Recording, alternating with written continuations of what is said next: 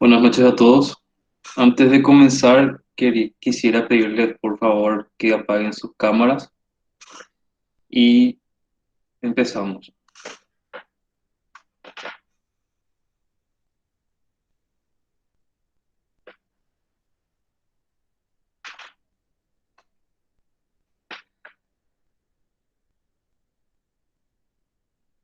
Bueno, buenas noches a todos.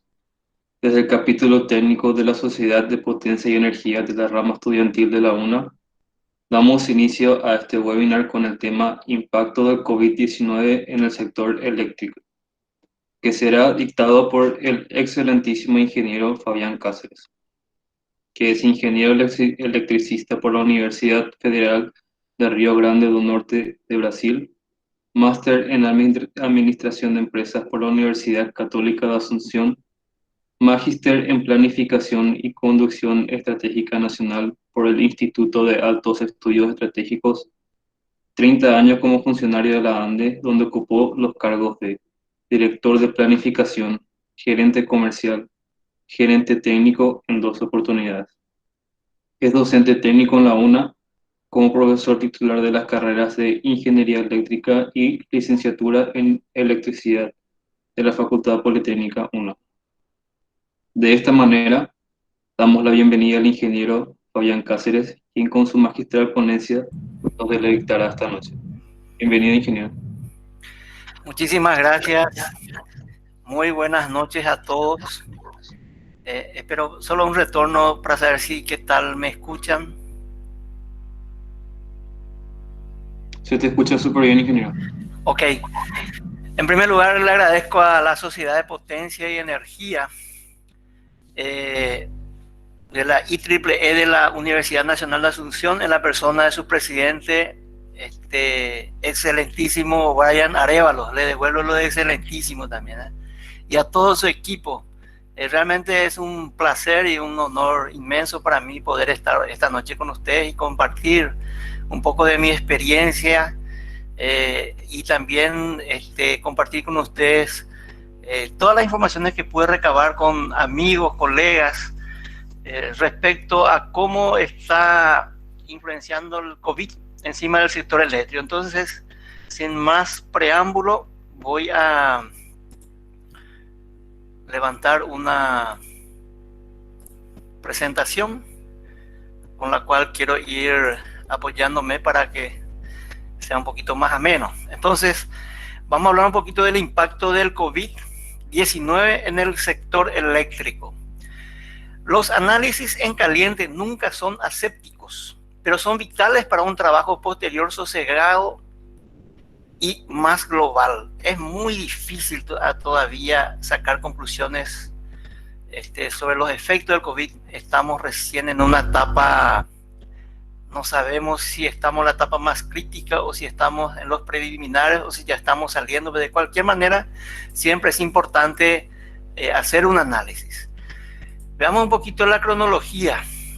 El 8 de diciembre del 2019, China reportó casos de neumonía de causa desconocida en Wuhan. El 7 de enero fue identificado como el coronavirus 2019.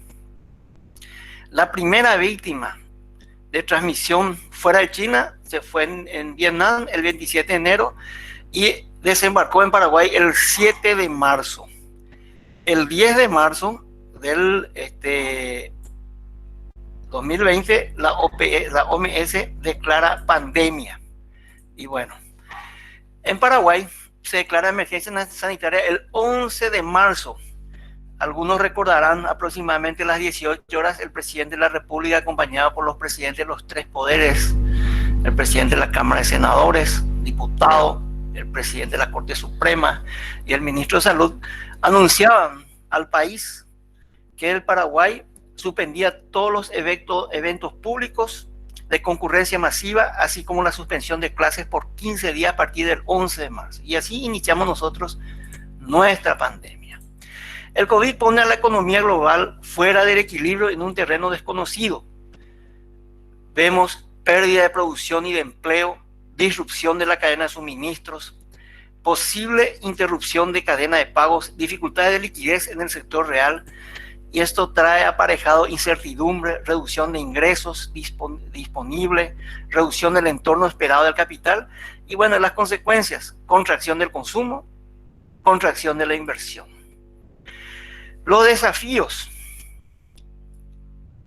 y dilemas de la pandemia están entre ¿qué hacemos? ¿Nos jugamos por la salud o nos jugamos por el dinero? Paraguay no tiene las condiciones de un país desarrollado como lo de Europa y Estados Unidos. Somos un país pobre, con una enorme economía informal y de la que dependen miles de familias que se desvelan día a día en llevar el pan a sus hogares. Motivo por el cual es preciso analizar con detenimiento, con una evaluación de riesgos, que la salud debe ser protegida, pero también es preciso evitar un colapso de la economía. La salud física y psicológica de las personas requiere de una economía funcionando, como lo requiere el Estado para mantener al mínimo sus ingresos. Hoy, por ejemplo, el 14 de julio, en la prensa, el viceministro de Trabajo informó que 30.000 empleados formales quedaron en la calle desde el inicio de la pandemia. A ellos se suman los suspendidos de forma temporal, que llegan a los 148.600, que pueden convertirse en despedidos en menos de 3 meses. Ambos, la economía requiere de la salud de la gente y la salud, desde luego, requiere de la economía. Pues al final, ambos son partes de un todo, se complementan. Los desafíos y dilemas de la pandemia. Tenemos por un lado los desafíos en salud, donde tenemos que ver si podemos curar o prevenir. Esto solamente va a terminar cuando tengamos una vacuna o tengamos un remedio que nos permita un tratamiento y que permita que nadie se complique con esta enfermedad. Hay que evitar la propagación, para eso hay que hacer protección personal, conducta obligatoria voluntaria de distanciamiento social, testeo masivo. Hay que proveer insumos críticos, los equipos de protección, ventiladores mecánicos, test de diagnóstico, gestionar la salud para tener mayor disponibilidad hospitalaria, insumos, equipamientos.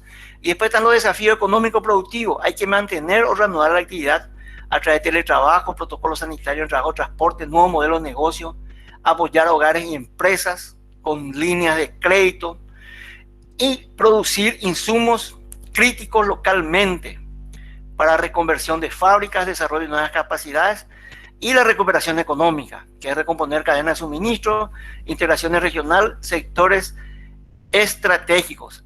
Hoy en día veamos que dentro de los desafíos de la salud, probablemente uno de los mayores desafíos es proveer de los insumos. Nuestro mayor problema está en disponer los elementos que necesitamos.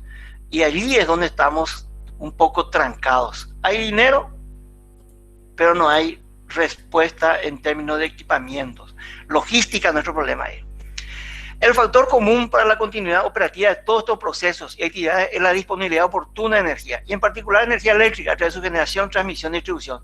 La gente tiene que estar en sus casas disfrutando de sus comodidades eléctricas, electrodomésticos.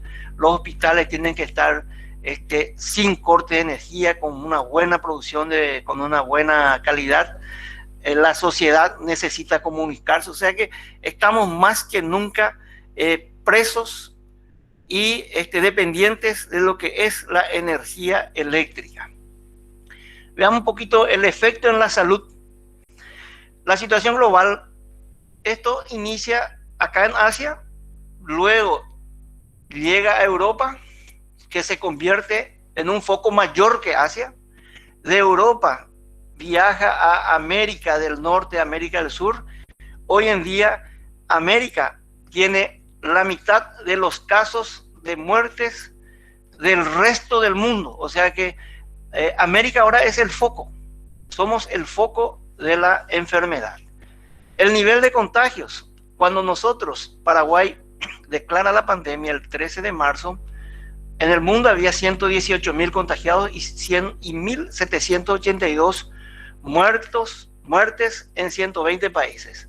Fíjense, hoy llegamos a millones de contagiados, más de 570.000 muertes, y ya llegó a 188 países. Esto es actualiza el centro Johns Hopkins de Ciencia e Ingeniería en Sistemas. En Sudamérica, muertes por coronavirus reportados por cada 100.000 personas. En América Latina, fíjense, los más críticos: Brasil, Perú, Ecuador. Bolivia está creciendo, Paraguay, Uruguay, Argentina son los que mejor están. Los fallecidos por coronavirus en América Latina, estos son por cada 100.000 habitantes. Esto también de la Universidad Johns Hopkins. El que peor está es Chile, después está Perú, Brasil con 34.4, y así sucesivamente va bajando. Le tenemos aquí a Argentina 4.2, y Uruguay y Paraguay, que están con índices muy, muy interesantes, ¿verdad? Nosotros ni siquiera llegamos a 1 por cada 100.000 habitantes. Ahora, yo hice aquí un jueguito. Considerando la población paraguaya, que según la Dirección General de Estadística, Encuesta y Censo, en 2020 estaría por los 7.252.000 habitantes, dije, bueno, ¿qué pasa si Paraguay tenía el índice de estos países? Iba a pasar esto. Si estábamos en Chile, teníamos 2.700 muertes. Si estábamos en Brasil, 2.400 muertes. Y así sucesivamente. Argentina, 305 muertes. O sea, en este momento nosotros estamos más o menos,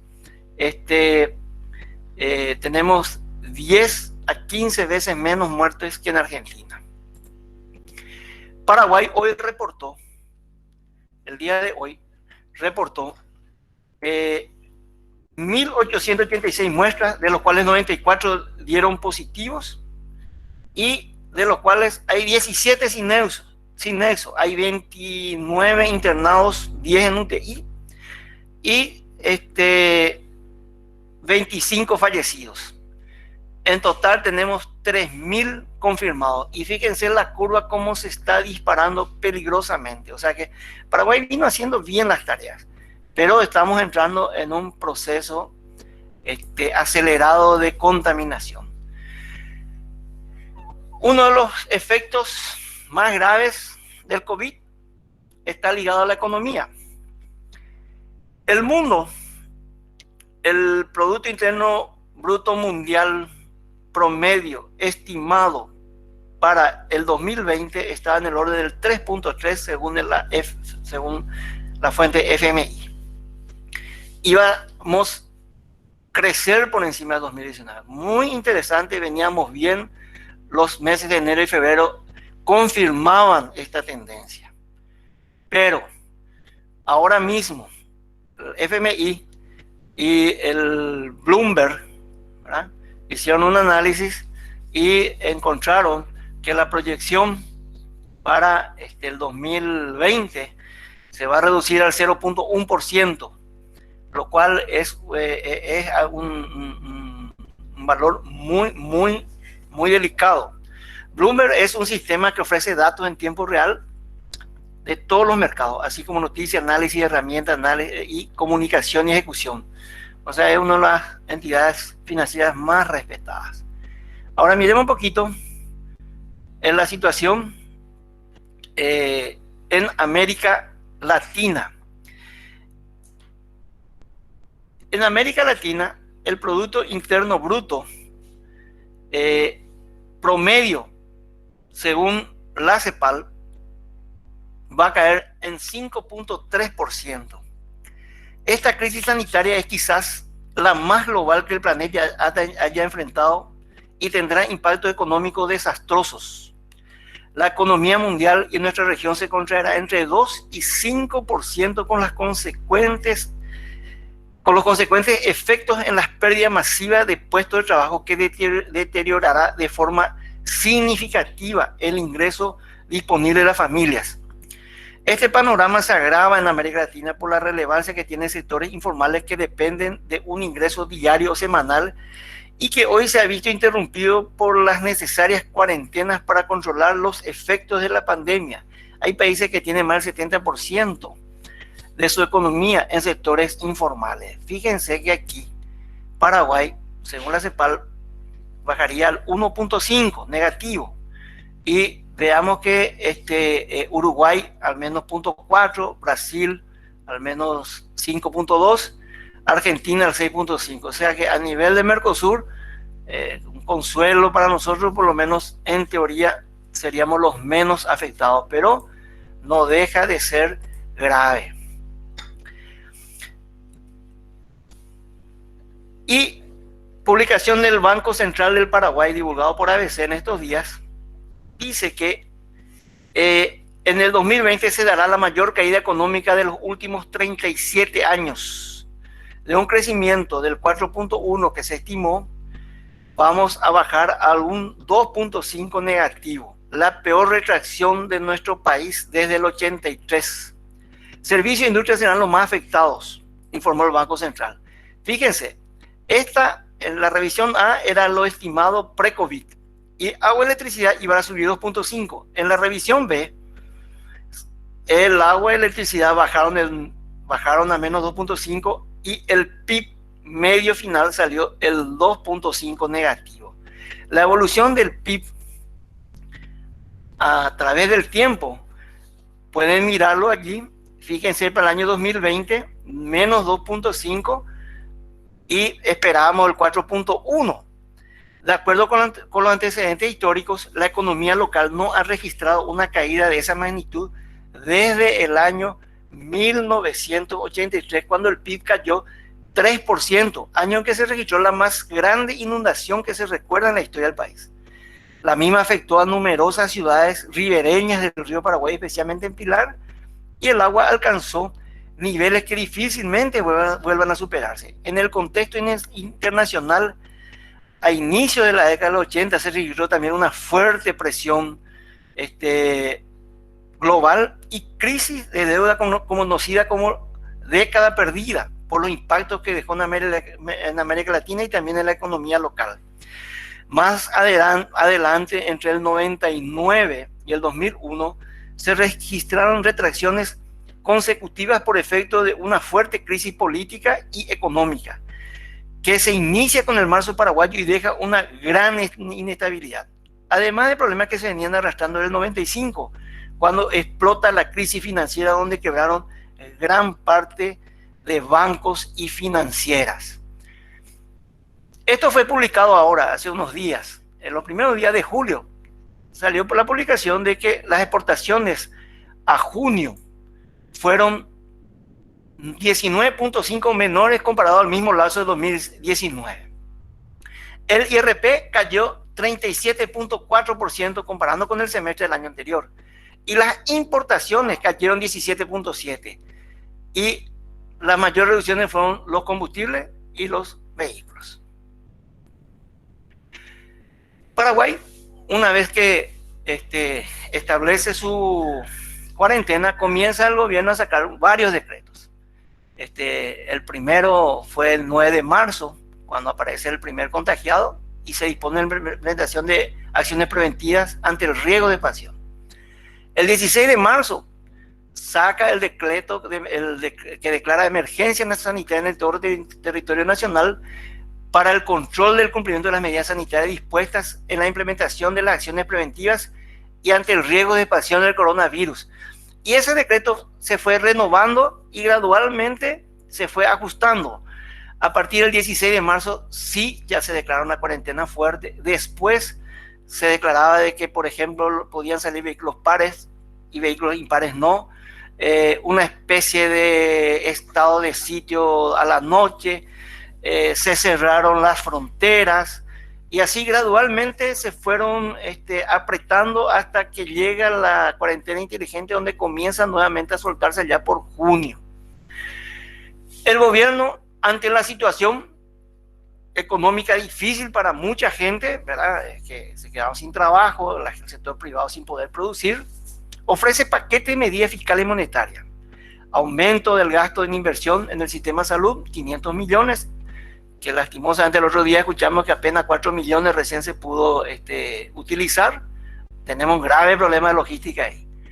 Diferimiento de pago de impuestos por 3 meses, que está repercutiendo seriamente en la economía del país. Diferimiento de pago de servicios básicos, sector de bajo ingreso y MIPYMES.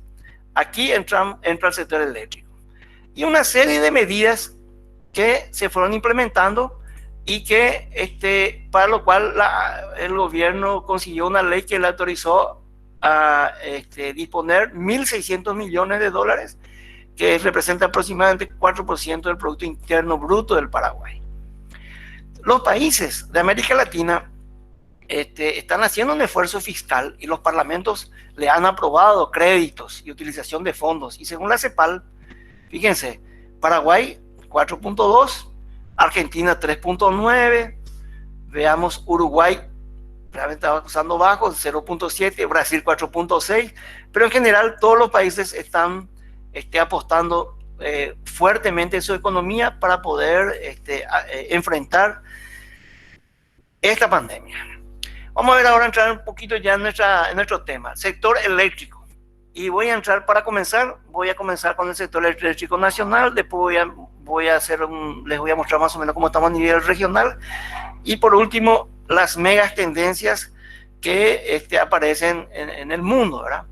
Entonces, en este contexto, la prioridad del sector de energía eléctrica hoy son más que nunca la salud y seguridad de sus trabajadores, contratistas y proveedores, así como la de las comunidades donde opera. La industria eléctrica emplea cerca de 5.000 trabajadores de forma directa, otras 5.000 en forma indirecta a través de contratistas para el desarrollo, construcción y mantenimiento, y otras 10.000 en forma indirecta.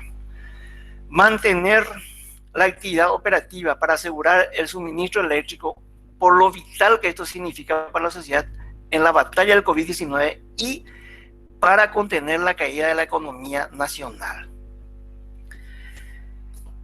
¿Cómo afectaría una pandemia a las compañías eléctricas? Las compañías eléctricas podrían sentir los efectos de una pandemia como cualquier otro negocio. Se pronostica que un gran porcentaje de los empleados de una empresa, hasta el 40%, podría estar enfermo, en cuarentena o quedarse en casa para cuidar a los familiares enfermos.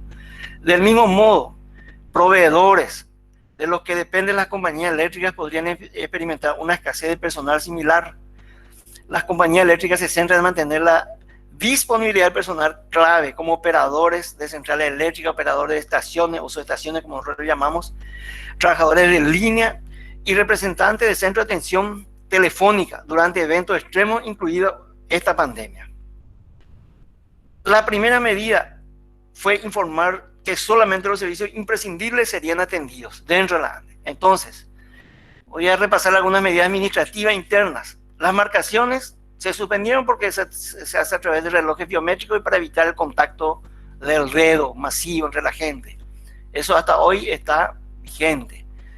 Se dispone que para las actividades técnicas y administrativas, todas las unidades deberán utilizar la dotación mínima indispensable de funcionarios y trabajo a distancia bajo supervisión, debiendo prescindir de aquellos trabajos, debiendo prescindir de aquellos que no sean estrictamente necesarios y de personas mayores de 60 años. No concurrir a trabajar el funcionario si presenta síntomas de cuadros respiratorios. Se cierran todas las cajas de cobro de la ANDE para el pago de facturas y permanecen habilitadas las redes de cobro electrónico en todo el país. Se cierra la atención al público y se habilitan los medios telefónicos y electrónicos para las gestiones comerciales. Se cierra la mesa de entrada institucional y se habilita una cuenta oficial de correo electrónico. Además, el horario al principio se estipuló de 9 a 14 horas, o sea que de 8 horas se redujo a 6. Solamente para los trabajos imprescindibles se dispuso de dotaciones mínimas, evitando al máximo la aglomeración de funcionarios.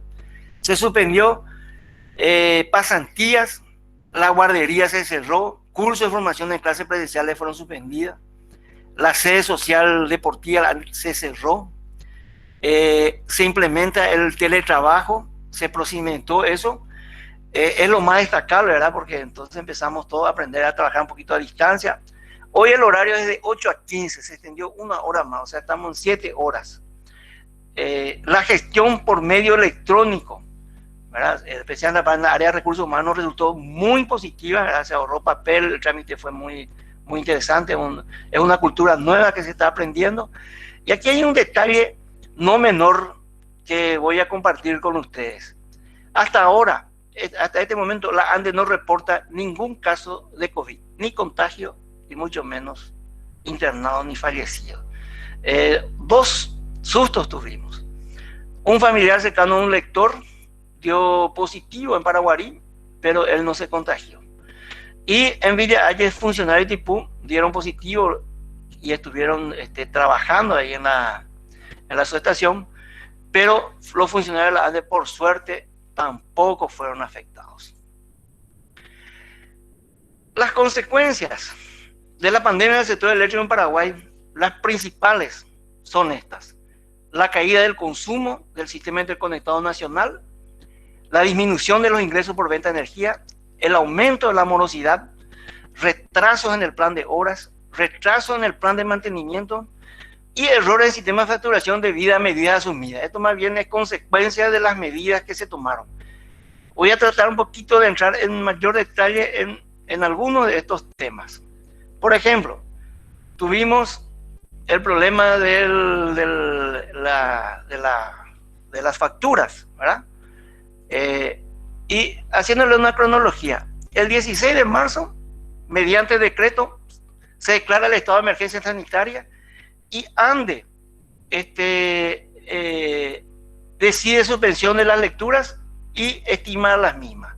Entonces, entre el 16 de marzo y el 31 de marzo, se estiman los consumos utilizando como base el consumo del mes de febrero, ¿verdad? Se dijo, bueno, se dividió la cantidad de días en febrero y eso se extrapoló en marzo, pensando que iba a ser algo similar, y eso fue lo que se contabilizó, y allí se cometió el primer error. Yo estoy hablando con el diario del lunes, es muy fácil opinar, ¿verdad? Pero bueno, el error que se cometió fue el siguiente. Todos los comercios, los colegios, los shoppings, todos aquellos sectores donde había mucha aglomeración de gente y que suspendieron sus actividades, pasaron a tener un consumo mínimo, y la ANDE les repitió el consumo de febrero. Entonces, el problema allí fue que se les sobrecalculó a estos clientes que tenían, que fueron afectados directamente por cerrar, por acoplarse a la orden del gobierno de evitar aglomeraciones y quedarnos en nuestras casas. En medio de esto, el 26 de marzo, el gobierno promulga la ley que declara el estado de emergencia en todo el territorio de la República de Paraguay ante la pandemia declarada, y establece medidas administrativas y fiscales y financieras. En esta ley se consigue del préstamo de los 1.600 millones de dólares, y esta ley fue reglamentada el 31 de marzo. Y en esa reglamentación se estipula que se le va a dar un beneficio a todos los clientes que estén en baja tensión y las MIPYMES que consuman hasta 500 kilovatios hora mes, aproximadamente 220.000 guaraníes. Y alumbrado público también, ¿verdad? Se calculaba que 1.200 clientes de un total de 1.200.000, un total de 1.600.000. Por el periodo de marzo, abril y mayo, ¿verdad? Los consumos de marzo, abril y mayo, que se facturan en abril, mayo y junio. Y otro beneficio, podrán acumular el mes de julio y financiar 18 meses. La fuente de financiamiento del Ministerio de Hacienda, y se calculó 45 millones de dólares. Entonces, para hacer esto, a fin de mes, en la reglamentación establece de que la base del consumo, o sea, se estiman los consumos utilizando como base el consumo de los últimos 12 meses, de febrero 2018 a marzo 2020, conforme ese decreto. Entonces, el 99.1% correspondiente al ciclo se estimó. Hay usuarios de grandes clientes, hay otros en media tensión que sí la ANDE fue a tomar las lecturas, pero el 99%. fueron estimados con esta herramienta. Y aquí se cometió el siguiente error. La intención aquí era de que la mayoría pueda entrar en un consumo menor a los 500 kilovatios hora mes. Entonces, con esto se estimó por debajo del consumo real. Además, fíjense que la gente se fue mayoritariamente a su casa, aumentó el consumo en la residencia y se estimó por debajo. El 2 de mayo se vuelve a tomar las lecturas. El 2 de mayo se vuelve a tomar, se estimó solamente ya el 16.4% en mayo. Cuando se vuelve a tomar la lectura, como las lecturas son acumulativas, o sea, los ciclos son acumulativos, entonces va el lector y encuentra en una residencia un consumo que acumulativamente es superior de lo que se le había estimado o en los meses anteriores o en el mes anterior. Entonces, esa diferencia se le acredita más el consumo que tenía anteriormente. Entonces, eso hace de que mucha gente se haya encontrado con la sorpresa de que un mes le vino una factura por un valor X, 100, y el otro mes le vino por 150 o tal vez por 200. Y la gente hace el siguiente análisis. Si yo tengo los mismos equipamientos y estamos con la misma gente, ¿por qué me doblaron el consumo? Y bueno, se dobló el consumo porque la estimativa que se hizo por debajo. Entonces aquí hubo el otro problema. En el primer caso se sobreestimó a los comercios y al final le vino la lectura correcta. O sea, entonces, y ellos tuvieron que pagar por encima. En este caso se subestimó. Y cuando se hizo la lectura correcta, entonces aparecieron los valores. Hay que tener en cuenta también que el consumo de electricidad es variable en el día, es variable en la hora, por temporada. No es lo mismo una casa con los mismos habitantes, con los mismos electrodomésticos en junio que en enero. En enero probablemente vamos a consumir más porque el calor afecta mucho el consumo. Entonces se dispara el consumo. Y bueno, aquí hubo una serie de situaciones que hicieron que el consumo, que tengamos este inconveniente.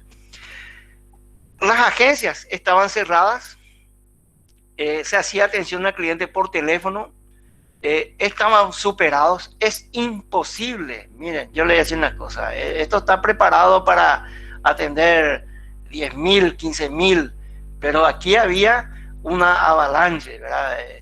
Había más de 100.000, 200.000 personas que estaban queriendo respuestas. Se abren, no todas las agencias, se abrieron las principales, aquellas que tenían condiciones físicas, y eso se abrió el día 18 de mayo, ¿verdad? Desde un lunes se habilitaron en un horario de 8 a 13 horas.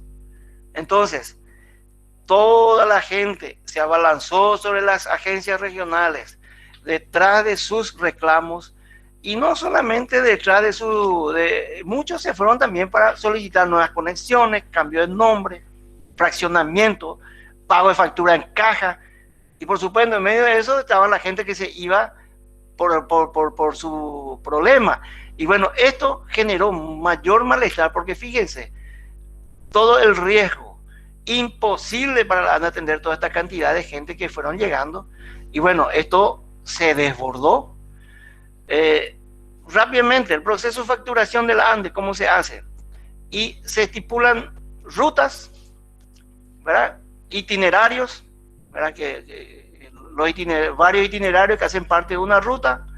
Esto hay un centro de lectura que determina esto en todo el país. Van los lectores con un terminal portátil de lectura, que es un aparatito donde se carga manualmente la lectura del medidor. Esos aparatitos transmiten esos datos a la noche vía internet para un centro de lectura que procesa estas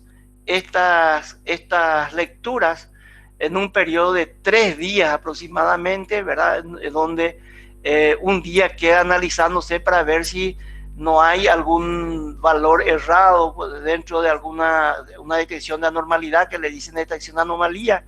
Si eso no tiene, entonces después de 2 días, eso va para el cliente, y si no, va para un tratamiento de normalidad, y se le factura fuera del ciclo y va al cliente. Y de la fecha de emisión de la factura se tiene 15 días para el vencimiento. Allí ustedes podrán notar que la ANDE tiene un proceso manual, tiene un proceso administrativo y tiene un proceso informatizado. Y para hacer el levantamiento manual tiene aproximadamente 385 lectores.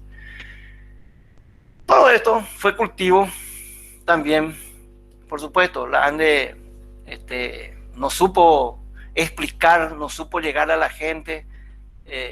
Vamos a hacer un mea culpa, yo también soy funcionario de la ANDE, ¿verdad? No supimos manejar esta crisis, no superó la crisis, y entonces esto se volvió caldo de cultivo para muchas cosas, ¿verdad? Hubo un senador, Salim Busarquis, se encadenó frente a la ANDE y presentó un proyecto de ley para atender el reclamo de la población, ¿verdad? Y consiguió que el 23 de junio se apruebe una propuesta que básicamente, la propuesta, a diferencia de lo que tenía la ANDE, era lo siguiente: que todos los consumos hasta 1000 kWh mes sean beneficiados. Pero aquí no discriminaba si eran para qué tipo de usuario, sino que para todo, hasta la de alta tensión, a todos los clientes por igual. Y el periodo iba a ser de 6 meses, desde marzo hasta agosto. Y las obligaciones resultantes de esta medida podrían ser diferidas hasta 18 cuotas sin recargo ni intereses, o sea que el resto financiar. Y según la estimativa de la ANDE, esto ya es una estimativa más fina. Al principio la ANDE hablaba de 300, yo todo este valor saqué de un valor que el presidente de la ANDE informó el otro día por la prensa, 206 millones de dólares, pero en esta ley no decía taxativamente quién iba a financiar esto. Ese era el gran problema. La ANDE informa que en los meses abril, mayo y junio tuvo un promedio de usuarios exonerados de 1.180.000 clientes, que representa el 76% de todos, y que aproximadamente 45 millones de dólares le costó esto a la ANDE. Cuando fue aprobado esa ley, hubo un tiempo donde el gobierno se tomó el tiempo para ver si vetaba o no. La UIP salió a pedir al gobierno que vete, entendiendo que eso iba a ser muy perjudicial para la ANDE, entendiendo la UIP que la ANDE es una empresa muy importante para el desarrollo del país, ¿verdad? En este momento crítico más todavía. Entonces, en ese periodo, ante la incertidumbre de la gente, la ANDE, la gente deja de pagar. Los ingresos de venta de energía bajaron en junio en un porcentaje del 32% con respecto a junio del 2019. Dejaron de ir a hacer los reclamos. Entre 12.000 millones y 16 millones es la recaudación normalmente, es lo que informaba el gerente comercial, y comparó los recaudados de junio de 2019, mes en el que ingresaron a de 379.000 millones en concepto de pago factura, con un mes que hasta el 23 de junio sumaban 219.000 millones, registrándose casi un 40% de reducción. Y si miramos de fecha y comparativamente igual, sería el 32%. Y la morosidad se disparó. La cuarentena va a tener efecto en el ciclo de pago de toda la cadena, lo que va a afectar el flujo de caja de las empresas, y el sector eléctrico no está exento allá. El sector eléctrico es una industria. Esto ha gatillado el fomentar, reforzar y ampliar los medios no presenciales para el pago, como canales digitales en su página web, aplicaciones celular, lo que mitiga, pero no soluciona, la menor recaudación efectiva que sufrirá la ANDE mientras la situación de emergencia continúe. Muchas familias paraguayas no cuentan además con los medios tecnológicos ni de pago para acceder a esta alternativa. Además, la ANDE ha tomado la decisión de cerrar la mayoría de sus oficinas comerciales para proteger la salud de sus trabajadores y de los usuarios al evitar agruparse. Y además, es bueno destacar, la gente no tiene plata. El 1 de julio el Ejecutivo veta parcialmente, pero veta los dos artículos principales, ¿verdad? E inmediatamente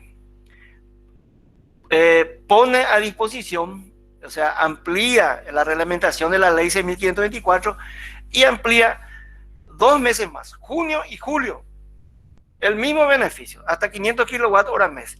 Y esa ampliación le llevaría en total un costo total de 80 millones de dólares, pero sería para el Ministerio de Hacienda, ¿verdad? Que es un costo casi 3 veces menor, o 4, casi un poco más de 3 veces menor que lo que pretendía el proyecto anterior.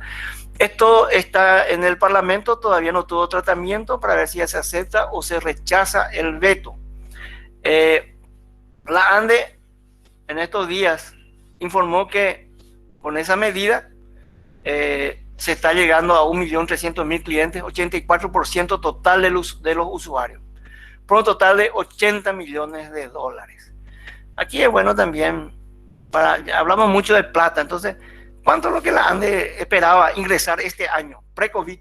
800 millones de dólares, es lo que prevé. Hay un temita también que es interesante recordar, que la tarifa social de la ANDE alcanza a 298.000 clientes. Eso le cuesta a la ANDE 12 millones de dólares. Esto siempre, eso está vigente, ¿verdad? Y eso se descontaba del IVA. Pero el año pasado se aprueba una ley de modernización y simplificación tributaria. Y en uno de esos artículos se le quita a la ANDE la atribución de deducir del IVA el costo de la asignación por tarifa social a sus usuarios. Y esto representa prácticamente 1 millón de dólares al mes que actualmente sale de la ANDE. La ANDE paga esta plata. Además, la ANDE le da 20 millones de dólares por aporte intergubernamental. Esto está, la ANDE, Hacienda estipula dentro del presupuesto anual de gastos. Y bueno, la ANDE tiene 32 millones de dólares que prácticamente le subsidia, o sea, que le entrega al Estado. De eso hay que restar de esos 800 millones. Por ley, la ANDE tiene que tener una utilidad entre el 8 y 10%. No llega a eso. Y darle mayores esfuerzos encima de su economía realmente sería condenar a esta empresa a que no tenga ingresos para atender sus ingentes necesidades. Otro tema no menor, esto hoy 14 de julio, el dólar llegó a casi 7.000 al cierre. Esto fue a las 9 de la mañana, estaba a 6.800. Fíjense, desde la pandemia, desde el 13 desde el inicio de la pandemia hasta el día de hoy, esto fue gradualmente subiendo y se observa un aumento del más del 7% en 4 meses. Vamos a ver en qué momento se estaciona. Esto también va a afectar la economía de la ANDE, puesto que el 54% de la estructura de costos de la ANDE es moneda extranjera, más del 90% del dólar. Ahí está la compra de energía y servicio de la deuda. Veamos un poquito en las consecuencias en la gestión del mantenimiento de la ANDE. Entonces yo hice aquí una tablita, traté de hacerlo más sencillo.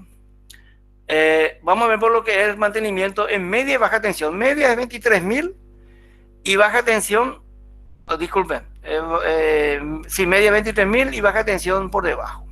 Y alta tensión es 66, 220 y 500 kV.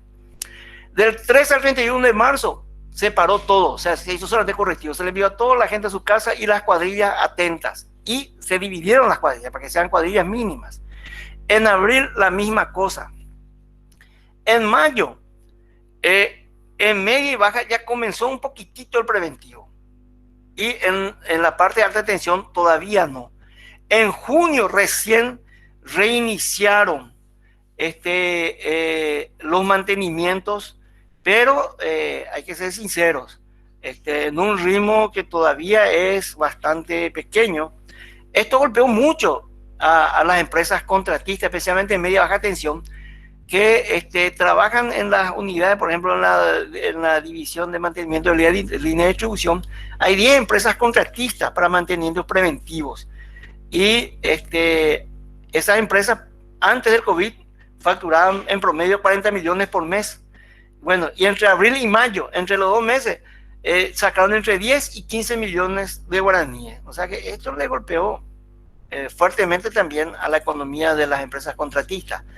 Esto es un día de verano, un mantenimiento normal en una de las estaciones. Yo le quiero ver que en la cultura de la Ande se trabaja en equipo, estamos todos juntos, se toma tereré, el calor es fuerte, nuestro clima es bastante difícil y bueno, con esta pandemia hay que tomar una serie de medidas y eso repercute también en el espíritu, es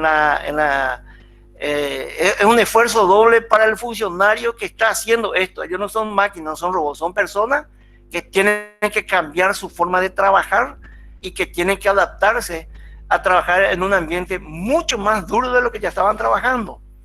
Fijémonos, porque ahora vamos a ver por las consecuencias en la gestión de operación y mantenimiento de la central Acaraí.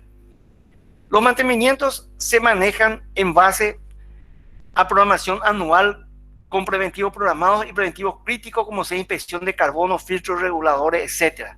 Los críticos y los correctivos programados fueron priorizados y realizados el 100%. Lo relativo al mantenimiento meramente preventivo se atendió más del 90%, evitando los que necesitaban mucha gente por restricción del protocolo de COVID. Lo nuevo fue separar los equipos de mantenimiento que trabajaron en turnos diferentes para evitar contagio y evitar así una cuarentena total. O sea, ellos nunca se encontraron.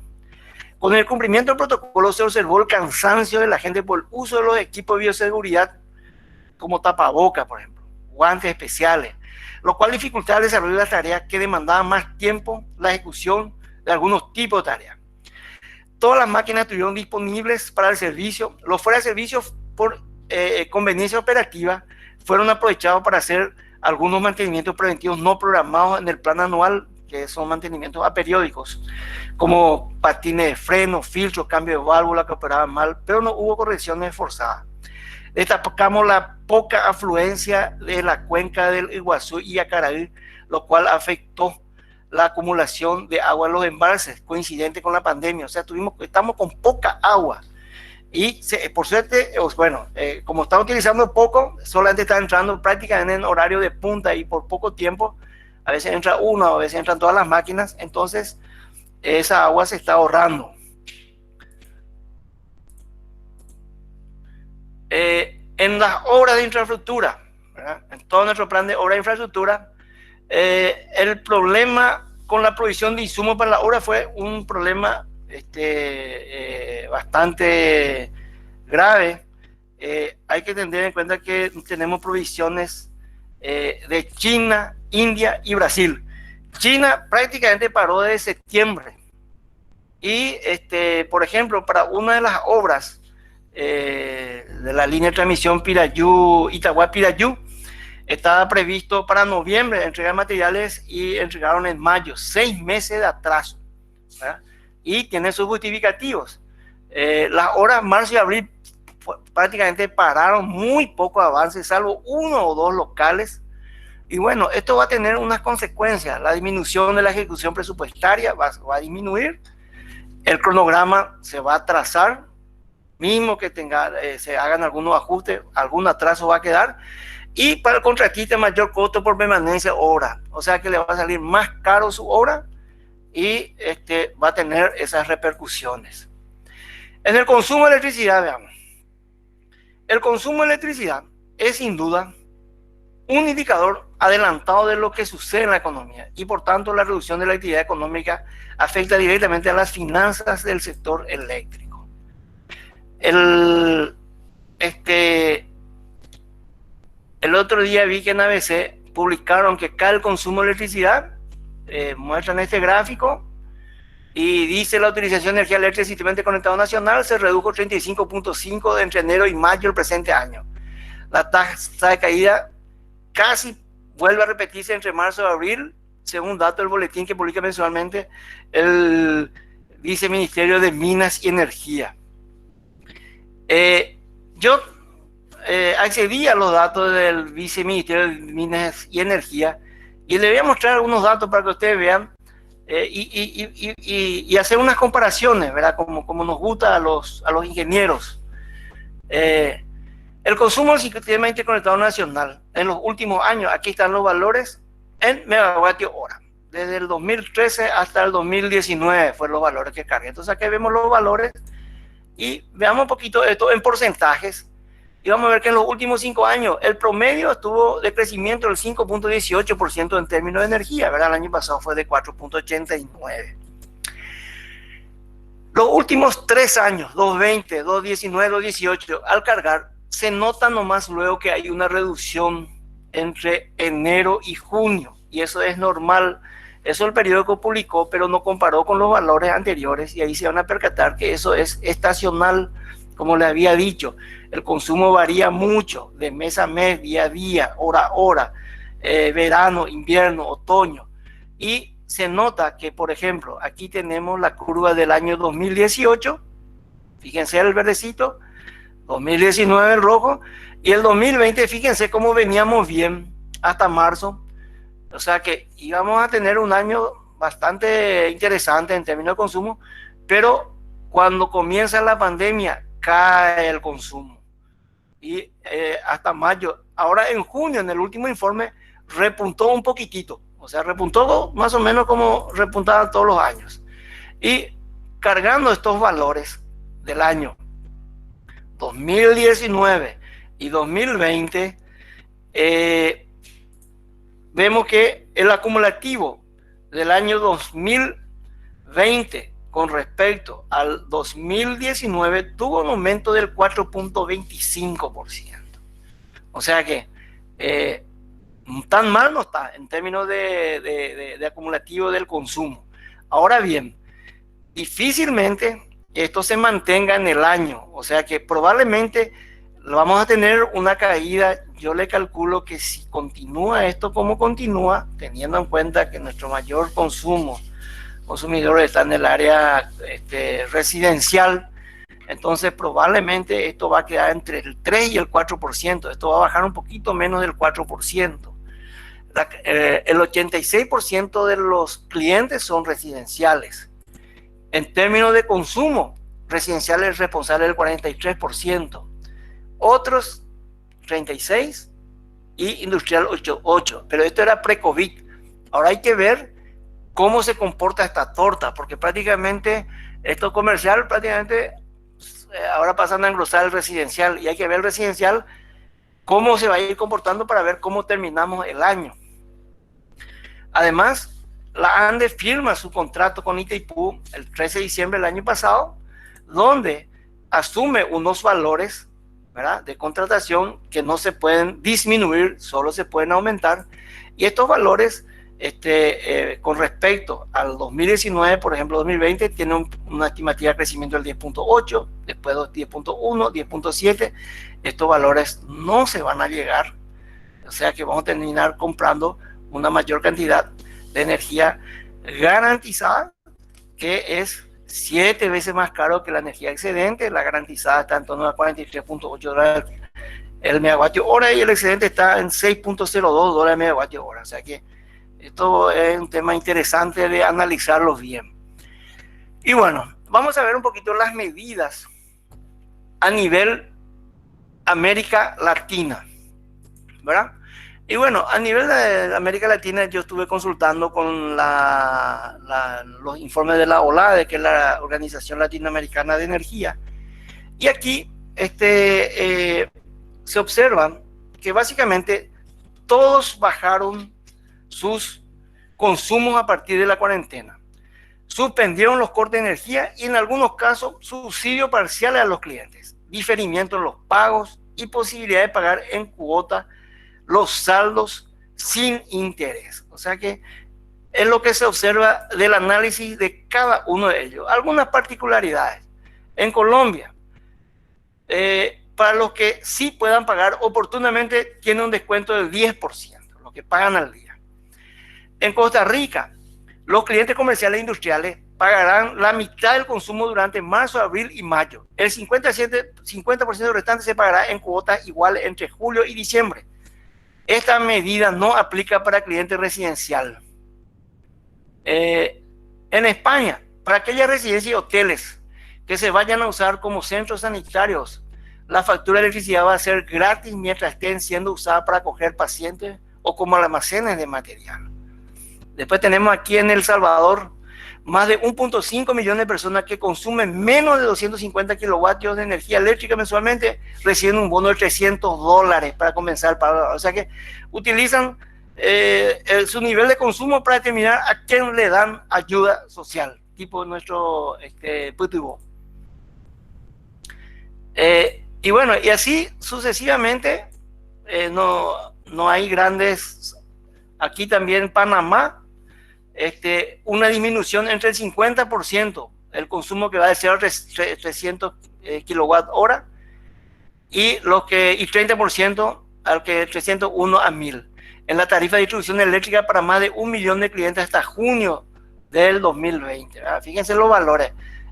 No encontré nadie que supere estos valores, o sea que si se llega a aprobar lo de 1000 kilowatt hora mes, va a ser un récord en América. Y bueno, aquí está la medida paraguaya que yo ya les cité básicamente todas. Veamos un poquito la mega tendencia a nivel global. Estuve investigando un poquito también a dónde, con todo esto que pasó, especialmente me metí a estudiar el mercado europeo. No imaginábamos que esto pudiera pasar y los expertos nos alertaban. Lo mismo con el cambio climático y poco estamos haciendo. La lección es que debemos escuchar a la alerta de los expertos. Miren, poco o nada estuvimos haciendo en este tiempo. Estas posibilidades siempre existieron y no nos preparamos. Es más, enterado de lo que venía, de lo que se nos venía de Europa y de China, estuvimos mirando. El futuro del sector eléctrico a nivel global apunta con esta experiencia del coronavirus, apunta a que la generación distribuida del futuro, de los hogares y autoconsumo, redes inteligentes, energías renovables y la movilidad eléctrica. El cambio climático es la mayor amenaza que enfrenta la humanidad a largo plazo. Saldremos del coronavirus y tendremos que atacar esta amenaza. La energía renovable era el futuro y va a seguir siendo, y Europa va a apuntar sus esfuerzos para cortar los plazos de sustitución de sus parques generados por energías renovables. España ya sacó una ley acortando unos 10 años en esa meta. El auto eléctrico era el futuro antes de la pandemia y va a continuar siendo. La movilidad en el futuro será de los autos eléctricos y autónomos. A eso van a apuntar. El mundo va a cambiar, va a haber menos desplazamientos, menos viajes en avión para reuniones que se pueden hacer vía videoconferencia como la que estamos haciendo ahora. El teletrabajo y los cursos virtuales se van a desarrollar fuertemente. Acá hay una paradoja. El país que mejor va a salir de esto, según especialistas europeos, es China. Ya tienen prácticamente controlado la pandemia. China es el principal productor de tecnología de energía renovable y de tecnología de comunicación. Tiene una floreciente industria de autos eléctricos con precios competitivos y en este momento están saliendo de forma agresiva. Conclusiones finales a nivel nacional. Debido a que aún desconocemos el desenlace de la crisis sanitaria, ya que no sabemos a ciencia cierta cuándo se podrá contar con una vacuna o una medicina antiviral que cure la enfermedad, predecir con certeza los efectos adversos de la pandemia en el sector eléctrico es un ejercicio muy aproximado y tenemos que hacerlo permanentemente. La grave crisis sanitaria por la que atraviesa el planeta entero, que ha obligado a la paralización de gran parte de las actividades productivas en los diferentes países, incluyendo lo de la región latinoamericana y caribeña, tendrá sin duda un gran impacto negativo sobre las economías nacionales. Y al estar esta economía en situación emergente o en desarrollo, el consumo de energía está altamente correlacionado con los valores del Producto Interno Bruto, por lo que una caída de este indicador supone también una caída en los niveles del consumo energético. A esta altura ya es evidente que la actual crisis sanitaria vendrá seguida por una crisis económica, dado el parón que ha sufrido prácticamente toda la actividad comercial e industrial. La sola reapertura de actividades productivas no va a generar automáticamente una mayor demanda de energía. La cuarentena va a tener efecto en el ciclo de pago de toda la cadena, lo que va a afectar el flujo de caja grande. Los ingresos por venta de energía serán menores que lo estimado y aumentará el índice de morosidad. La ANDE sufrirá el impacto de la disminución de su utilidad. El cronograma de ejecución de la obra de infraestructura y los mantenimientos preventivos no podrán ser cumplidos tal como lo programado. La meta de la ejecución presupuestaria en el rubro de inversiones tampoco va a ser alcanzado. Por último, el coronavirus ha puesto sobre la superficie la debilidad estructural que tiene la economía paraguaya y el deterioro del tejido social agravado por dicha debilidad. El virus no reconoce clases sociales, ataca a todos por igual y nadie está exento. Oportunidades. La ANDI tiene que aportar a tecnología. No podemos ya perder tiempo en esto. Tenemos que desarrollar el sistema de gestión de distribución inteligente, una gestión de comercial nueva y una gestión integral donde englobe datos financieros, material, base, hora, etcétera. Y está demostrado que hay dos cosas que al usuario, al cliente, le fastidian. Y hace años que convivimos con eso y no estamos resolviendo. Uno son los cortes y otros son los errores de facturación. A eso la ANDI tiene que apuntar urgentemente para que la imagen de esta empresa, que considero que todavía es líder de las empresas públicas del Estado, pueda recuperarse. Y bueno, muchísimas gracias a todos por su atención y bueno, les cedo la palabra a los que van a manejar la parte de consultas. Muchas gracias. Buenas noches a todos, yo soy Samuel Grau y voy a estar leyendo sus preguntas o dando la palabra. Ahora mismo pueden hacer sus preguntas y voy a estar leyendo. Ahora le doy la palabra a Sebelio Cardoso. Sebelio Cardoso.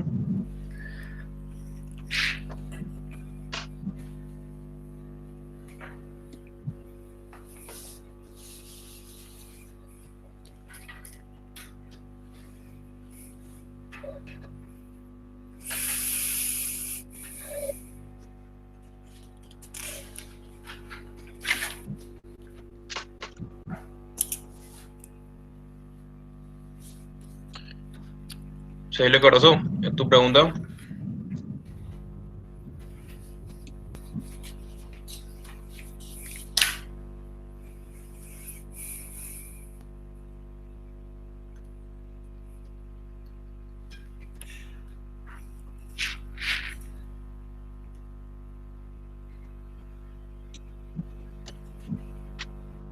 Bueno, entre 2 minutos, si es que no hay otra pregunta, supongo que ya podemos terminar con la charla.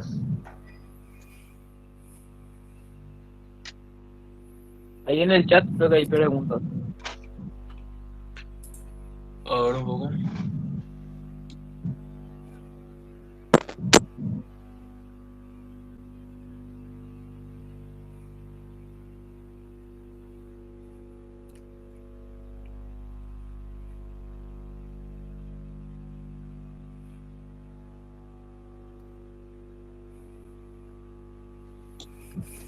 La pregunta que dice si podemos acceder a los archivos y videos. Creo que estarán alzando en la página en el canal de YouTube de la rama. Si quieren acceder, va a estar toda la charla alzada.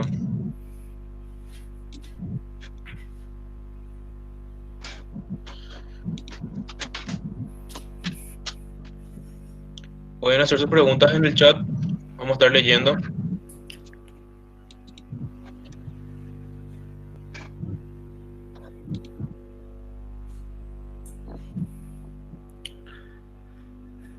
Hay 3 preguntas ya.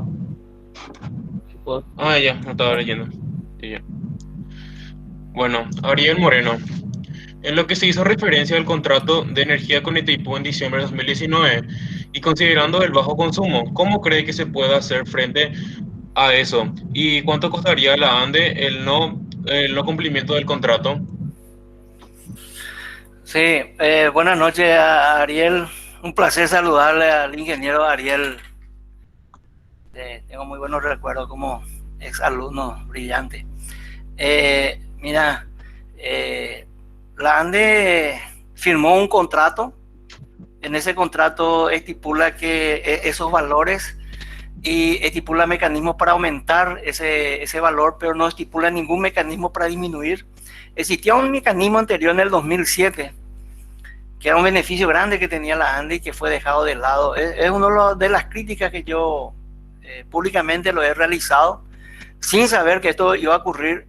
yo me olía de que podía suceder algo en el sistema eléctrico, que esto podía perjudicarnos. Y bueno, lastimosamente de la peor manera llegó esta situación.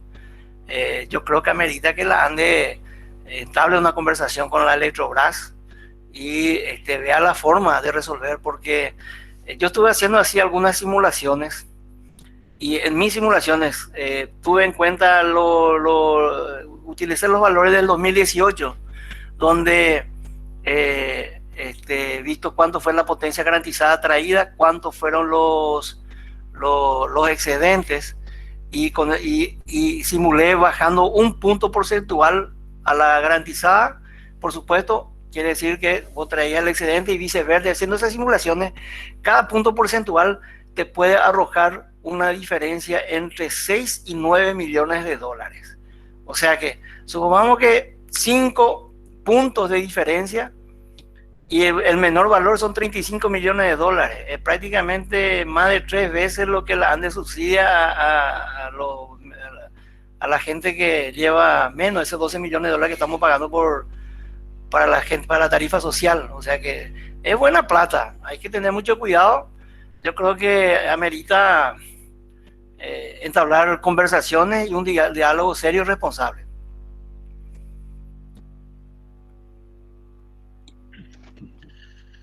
La siguiente pregunta es de Arnaldo Portillo. Dice, mi consulta es, ¿por qué no se expuso de esta manera a la opinión pública y se permitió que con el silencio oficial de la ANDE entremos en más confusión? Bueno, Arnaldo, yo también estuve haciendo declaraciones en la prensa, y eso mismo me dijeron algunos periodistas, y después inclusive vi que fue motivo de en un domingo sacaron un artículo sobre eso. Sí, ¿por qué la ANDE no explicó así en forma bien sencilla? Y bueno, esa es una respuesta que tiene que dar la autoridad de la ANDE.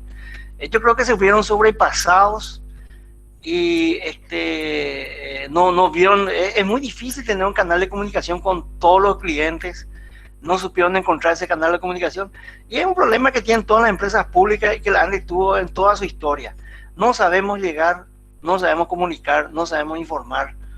Es un talón de Aquiles que como empresa pública lo venimos acumulando, y yo creo que ahora con este problema saltaron todos los problemas juntos y al mismo tiempo, y eso repercutió. Además, hay que tener en cuenta, la gente está hastiada, mucha gente en su casa. Hay que entender el problema psicológico de estar todo el día escuchando el tema COVID. Justamente hoy cuando los muchachos acá me pidieron para dar este tema, a mí me saltó en el fondo del alma y dije, la pucha, voy a tener que hablar otra del COVID.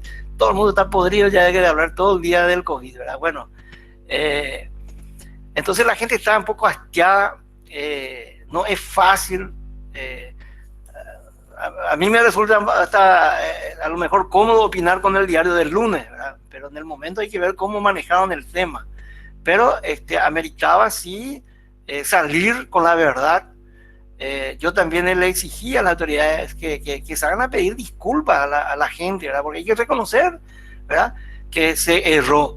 A lo mejor no con mala intención, yo estoy seguro que no fue con mala intención, pero uno a veces comete errores queriendo hacer bien las cosas. Hay un dicho paraguayo que dice, un vapo ante oigo ya, y bueno, había que salir a encarar y decir, muchachos, bueno, erramos, a partir de ahora vamos a trabajar de esta forma, le pedimos paciencia, van a ser consideradas todo, vamos a buscar los mecanismos para ayudarles. Y bueno, fue un error, lastimosamente, y las consecuencias de ese error generaron una pésima imagen para la empresa, los funcionarios internamente muy decaídos, muy afectados, encima de tener que trabajar con toda la dificultad.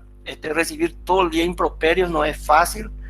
Yo quiero también que aquí todo el mundo se ponga un poquito en la piel de los funcionarios de la ANDE, que son personas igual que cualquiera, que tratan de hacer bien de la mejor manera, y bueno, de los 5.000 funcionarios, una partecita está afectada a cada una de las cadenas. Una de las cadenas falla y todos ligamos, ¿verdad? Lastimosamente esto es así. La siguiente pregunta. La siguiente pregunta es de Joel.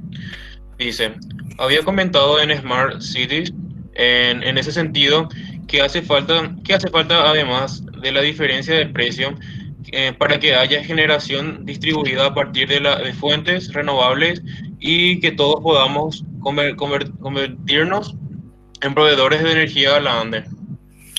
Y falta una ley y falta una subvención.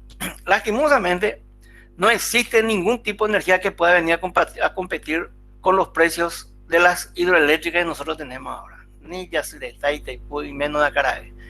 Entonces, por ley, la ANDE es una empresa pública. La ANDE no puede salir a comprar energía más cara de lo que tiene abundante. Paraguay es uno de los pocos países que su único problema no es energía.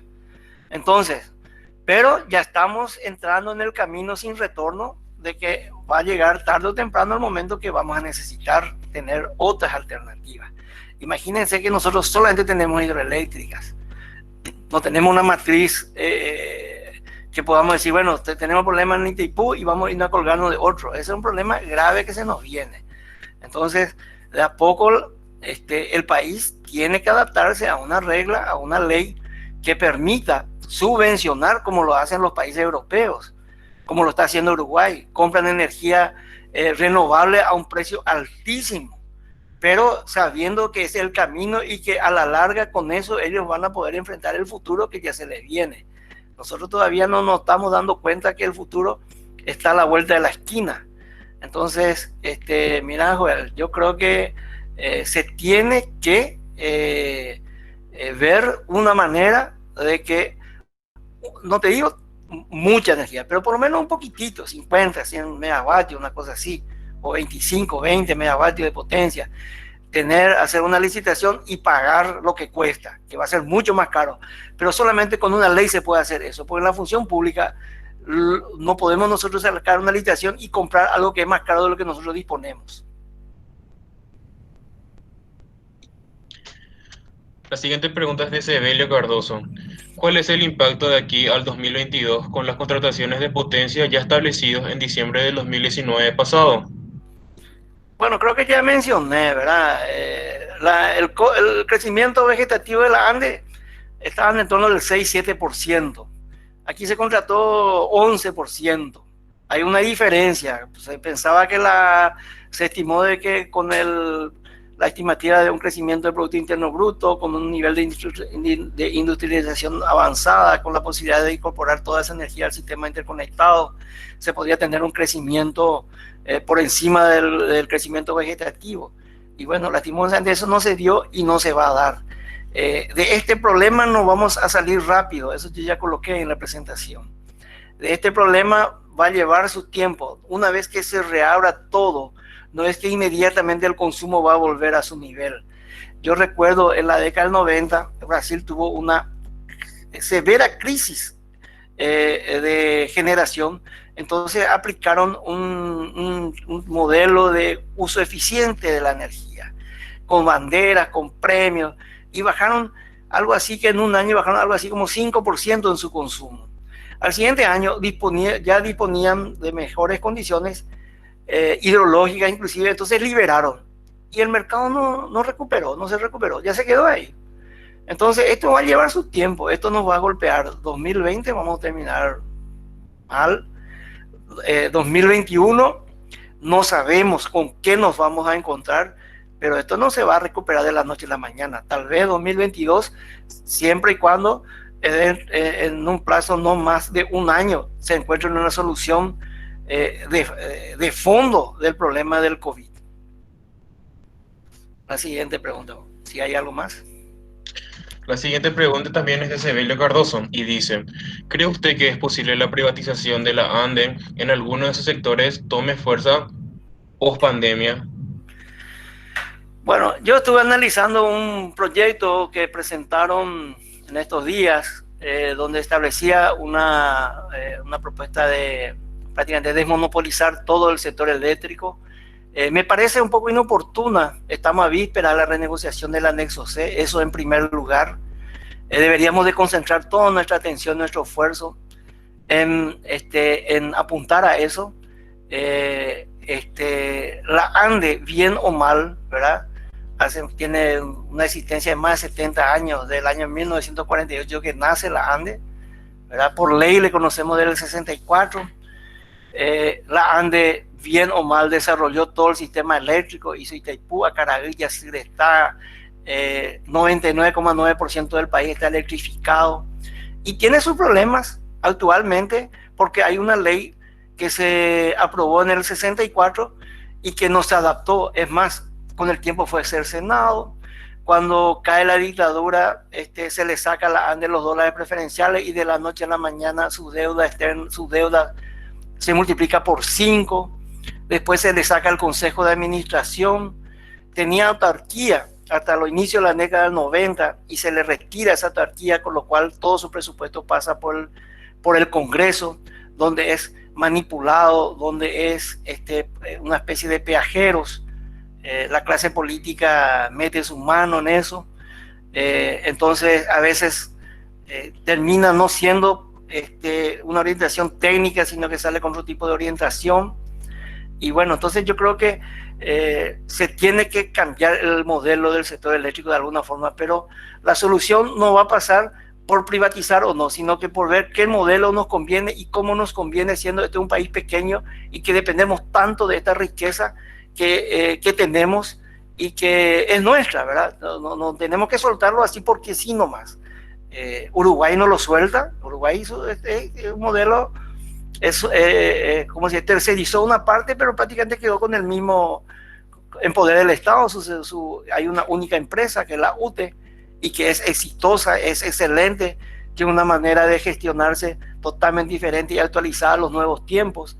Yo creo que el problema de la ANDE pasa que su nivel de gestión tiene que actualizarse, hacerse algunas adecuaciones y con eso intentar ver si podemos volver a recuperar y levantar. Grandes cambios son muy peligrosos porque puede llevar tiempo y el resultado puede ser saltar al fuego, ¿verdad? De la sartén al fuego.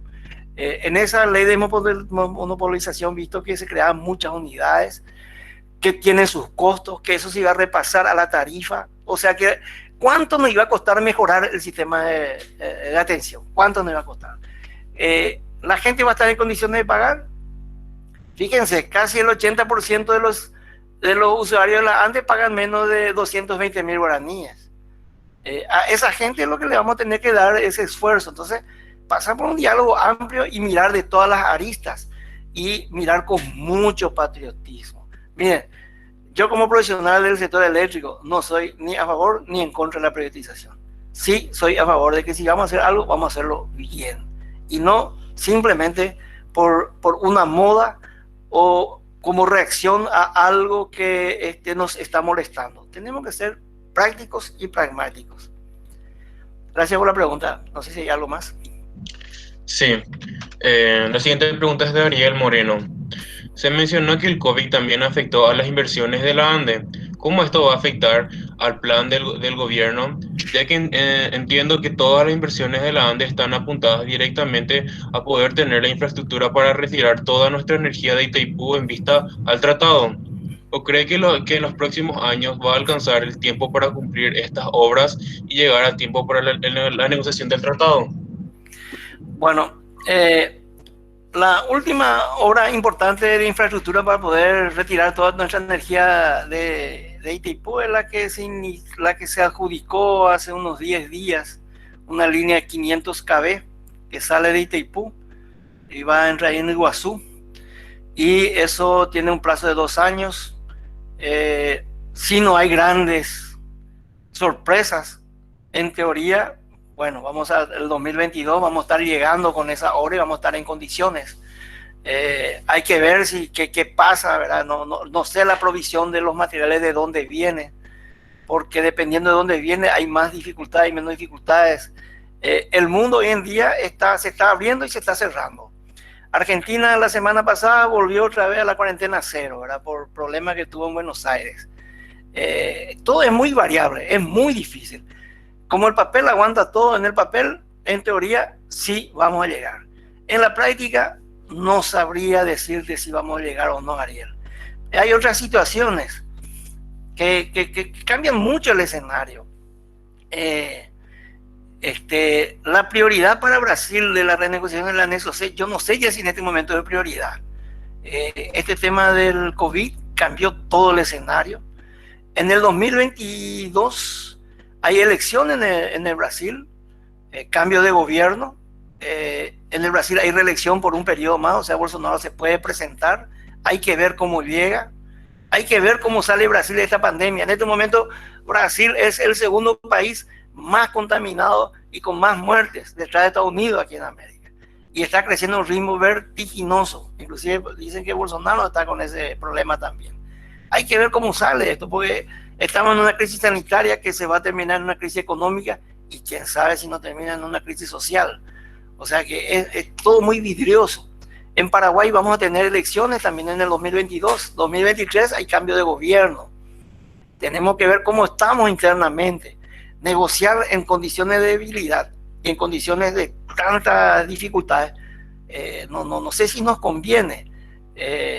Esto yo creo que vamos a tener que meter en la congeladora y esperar un tiempito más y mirar a ver si qué nos conviene, si entramos a jugar este partido o continuamos concentrados y esperamos que se vengan tiempos mejores. Además hay algo que yo siempre insistí, este partido hay que jugar con hinchada. Los negociadores tienen que mantener a la ciudadanía informada. Cuando vos jugás un partido contra Goliat y vos sos David, necesitas a la hinchada. Escondidos y solos y aislados es muy riesgoso. Eso aparte, yo sé que tu pregunta estaba dentro de unos límites técnicos, pero te doy una opinión a más. Es muy riesgoso. Volviendo a tu consulta propiamente dicha, Ariel, te voy a decir una cosa.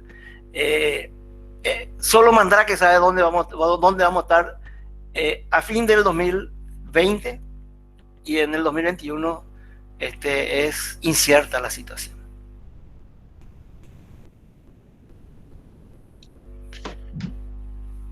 La siguiente pregunta. Estela Riveros dice: felicitaciones por la exposición, profesor Fabián.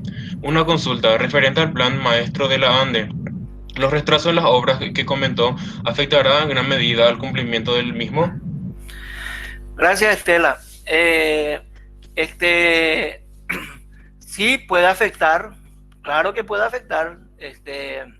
La ANDE tiene un plan maestro que en este momento tiene un costo de casi 7 millones de dólares. 7.000 millones de dólares. Solo generaciones 2.000 millones sacamos de generación, son 5.000.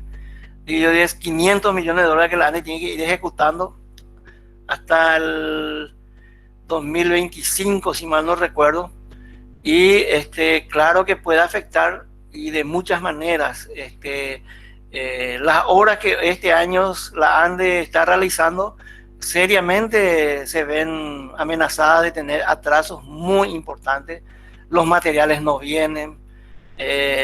Tenemos productos de Brasil, del estado de Paraná, que la semana pasada declararon la cuarentena total. Entonces, todos esos materiales no tenemos ya cómo recuperar, no traerlo.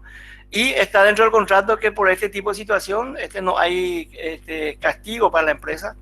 Entonces tenemos que esperar, no tenemos de otra. Y bueno, todo nos afecta y sí nos va a afectar, porque no existe nada dentro de la pandemia que colabore para que algo se agilice en términos de hora. Todo es para atrasar. Entonces la suma de pequeños atrasos puede terminar siendo un gran atraso. Las cuestiones administrativas también son una dificultad en la ANDE. Ahora no todos los funcionarios pueden ir a la ANDE. Algunos están haciendo teletrabajo, se está trabajando en horario reducido. Entonces eso también repercute en la productividad. ¿Por qué? Porque cuando una obra se certifica, hay todo un procedimiento administrativo para el pago, para abrir una carta de crédito, para que hacer un depósito, para el pago del suministro. Y todo eso está teniendo dificultad, estamos teniendo dificultad. Entonces, Estela, yo creo que el plan maestro va a tener que ser revisado, priorizado y, por sobre todo, sincerado. La siguiente pregunta es de Elías Antonio Molinas Rojas. Con todos los problemas en la actualidad de la ANDE, ¿cuál sería el plan de la ANDE para recuperar la credibilidad de las facturas en la ciudadanía? Esto teniendo en cuenta que la ANDE necesitará el apoyo de la ciudadanía para tener mayor fuerza para futuras negociaciones. Esa es una pregunta muy inteligente, Elías. No es fácil. Y bueno, lo primero que yo creo que hay que reconocer los errores. La ANDE está teniendo unos problemitas internos también con el personal. Hay que recuperar la autoestima del funcionario de la ANDE, la confianza, y hay que dar un golpe de timón. Eso es, no se puede esconder el sol con un dedo. La ANDE necesita un fuerte golpe de timón. Y con eso solamente se va a poder recuperar la credibilidad de la gente. Si no se le da ese golpe de timón, y bueno, vamos a continuar lidiando con el malestar, y ojalá que no tengamos ninguna otra sorpresa desagradable en el tiempo que haga que la gente vuelva a molestarse, ¿verdad? La gente está muy sensible, la paciencia está al límite. Las redes sociales, todo el mundo se volvió especialista y opinólogo. La gente opina y después piensa, y generalmente todo lo que es mala onda y tirar y bomba, como se dice, es lo que más llega. No es fácil. Mira, aquí se necesita trabajar en muchos frentes, internamente. Hacer un plan, trabajar en equipo, hacer un equipo fuerte dentro de la ANDE, y tener una comunicación permanente con la ciudadanía, para que la ciudadanía sepa que las cosas se van a hacer, existen estos riesgos, esto puede ocurrir, y poniéndole ya al tanto, y mostrándole a la gente que se está haciendo y el mayor esfuerzo que la ANDE va a poner para recuperar esto. Gracias. Esta creo que es la última pregunta. Si por alguien tiene otra duda, puede decir en el chat. La última pregunta es de Armando Portillo. Dice, una consulta. ¿Qué porcentaje de los ingresos genuinos de la compra-venta de energía de la ANDE puede disponer para su PGN, y qué porcentaje va al Ministerio de Hacienda como aporte intergubernamental? Bueno, gracias Armando. Armando es un colega que está en el área de supervisión de obras, profesional de mucha trayectoria dentro de la ANDE. Y mira, Armando, la ANDE desde el 1990 da un aporte de promedio 20 millones de dólares interanual. Ya seguramente estamos superando los 280 millones en forma permanente.